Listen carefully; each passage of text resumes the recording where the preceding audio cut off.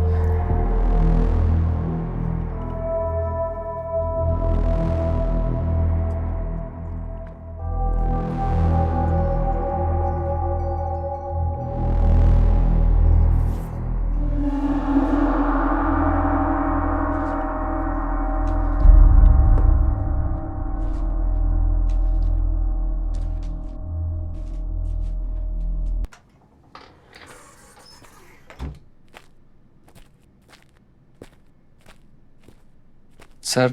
बोलिए मोइन साहब, बोलिए। सर, वर्कर्स बहुत परेशान हैं।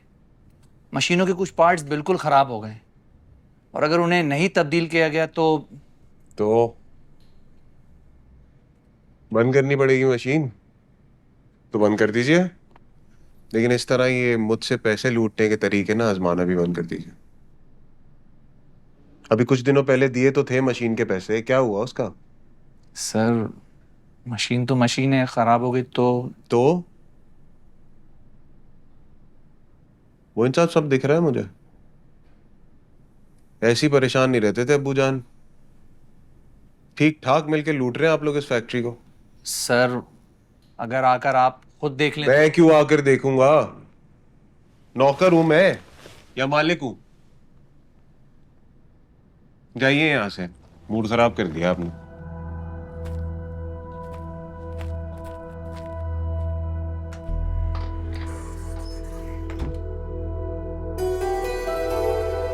ये आप क्या कह रहे हैं? अभी 2 दिन पहले मैंने चेक साइन किया है सैलरीज का।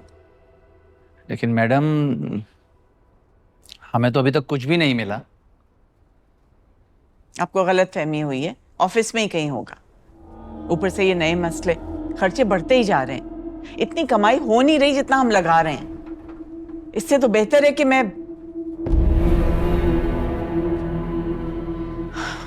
अच्छा खैर, आप अभी तशरीफ ले जाएं, मैं फोन पे बता दूंगी। Okay ma'am.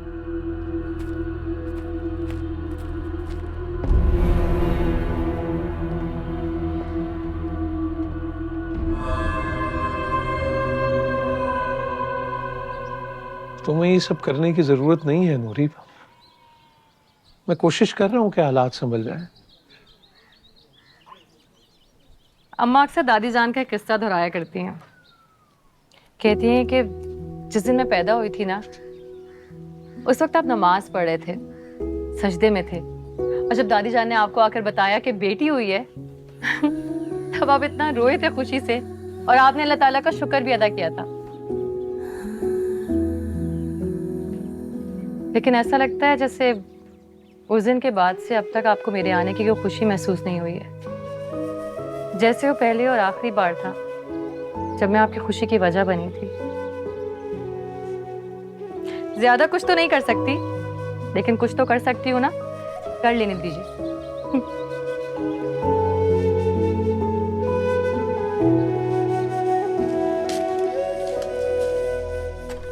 तबरेज, बात सुन। मैं अभी बहुत थका हूँ, बाद में बात करते हैं। हमारी थकन की वजह अच्छी तरह पता है मुझे, लेकिन ये मेरे लिए मुसीबत बन गई है। कहाँ है वो चेक जिसके पैसे से फैक्ट्री के वर्कर्स को तनख्वाह देनी थी? हैरानगी की बात है, जानते पूछते भी कि इतनी बड़ी फैक्ट्री चला रहा हूँ मैं, आपको खबर ही नहीं। मेंटेनेंस के खर्चे होते हैं, बिजली के खर्चे होते हैं, ढंग की मेज तक नहीं थी मेरे ऑफिस में कि मैं बैठ के काम कर सकूं। कहाँ लगाऊंगा पैसे? इधर ही लगा रहा हूं। वो तो सब ठीक है तुम्हारी बातें, लेकिन ये बाद में भी हो सकती थी। अभी तो वो तनख्वाह का इंतजार कर रहे हैं ना लोग। तो उनको बोले कि और इंतजार करें, नौकरी पेशा ऐसे ही होता है। कंपनी लॉस में जा रही है, कहाँ से दूँ? और अगर इतनी टेंशन है तो शहराम को बोले एक चेक लिख के और दे दूंगा सबको।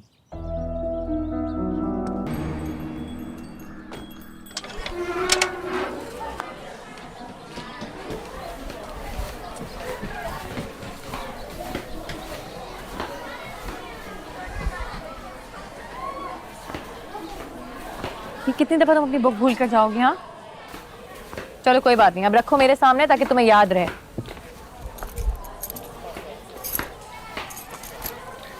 हटो हटो यहाँ से, क्या कर रहे हो तुम लोग? चलो जाओ घर अपने।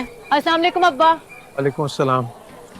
अरे खुदा हाफिज, खुदा हाफिज। क्या रश लगाया हुआ है मानूर, सब एक साथ में ही आ जाते हैं। यहाँ हमारा रहना मुश्किल है, तुम नए बच्चों को लाई जा रहे हो, नई जिम्मेदारियां संभाल ले। अब्बा वो पढ़ना चाहते हैं और मैं पढ़ाना चाहती हूँ, इसमें ना ही उन बच्चों का कसूर है और ना मेरा। एक शहराम से मुलाकात नहीं हो पा रही, फैक्ट्री जाने का मौका मिले तो तफसील से बात कर सकूं उससे। वो क्या बात करेगा, वो तो खुद अपने हवासों में नहीं है। क्या मतलब? यकीन नहीं आता तो लोगों से पूछ लें। ना उसे अपने लोगों का होश है, ना अपने काम का, और ना ही अपनी चादर पे लगी हुई आग का। अब्बा, आप कब तक उस झूठी नौकरी के आश्रय में पड़े रहेंगे? उन लोगों से कुछ नहीं होने वाला। अच्छा तो क्या करूं? कहां चला जाऊं भाई? कराची का घर बिक चुका है और वो जो पैसे थे अब तक उन्हीं से गुजारा हो रहा है। मैं तो सारी कश्तियां जला के शाह साहब के भरोसे पे आया था यार। ठीक है, जिस खुदा ने अब तक ख्याल रखा वो इस टूटी छत के नीचे भी रख लेगा ख्याल।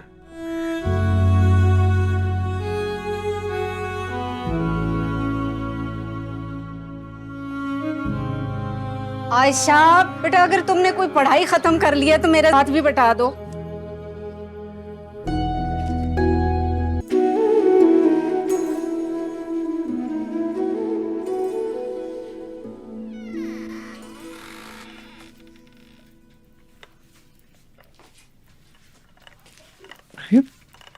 सीनत, आपका खाना। आप कब आई? प्लीज बैठिए। अच्छा, बस अभी कुछ देर पहले सोचा आपसे भी मिल लूं और ताज़ियत भी कर लूं। खालू जान के जाने का दिल से बहुत अफसोस हो। आप कुछ और लेंगे? नहीं, बहुत शुक्रिया, थैंक यू।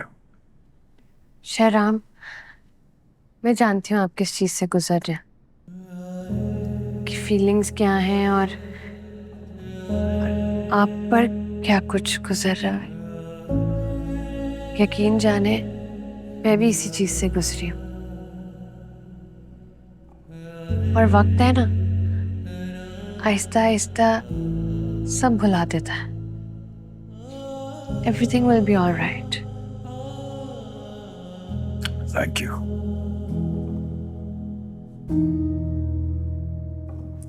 मैं दे देती हूँ। अरे नहीं सीनत, नहीं, थैंक यू सो मच, मैं ले लूंगा। मेरे लिए खाना लाई, थैंक यू सो मच, बहुत शुक्रिया। आप खाना खाइए, फिर बाद में मिलते हैं और आराम से बातें करते हैं।